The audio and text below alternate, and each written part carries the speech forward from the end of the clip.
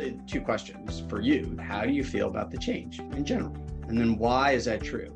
And this may sound remarkably simplistic, but I can tell you from experience that we've asked this pair of questions to lots of people and have often gotten an immediate nothing because they just haven't really thought about it. This reminds me of you when you were leading this big project years ago that we were working on together. You didn't necessarily have the best attitude about it, if you recall.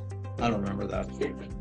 Yeah, that's true. So that was true. Yes. You said your attitude was, I don't really care about this. It's hard and, whatever, kind of grumpy. Right. Well, and that was having a ripple effect.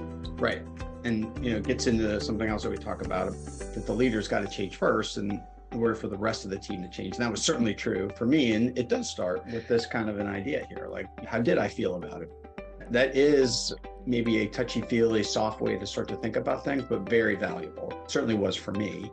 But then also moving on from there for the team. So how do you want the team to feel about the change process? So again, they may not like the change, but if you start to think about this change we have to take on and just take it back to the organizational context, everybody's coming out of the buildings and having to go home and figure out how to work remotely from home. And they understood that that was true, that it was dangerous for them to be together.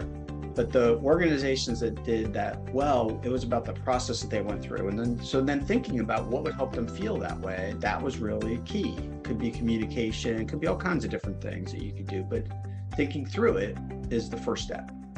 Right, and going back to the example, when you shifted how you wanted the team to feel about the change process, it shifted how you led it. Right. And then shifted their reaction and shifted how they were in terms of how they worked together and how well they produced the outcome. Right.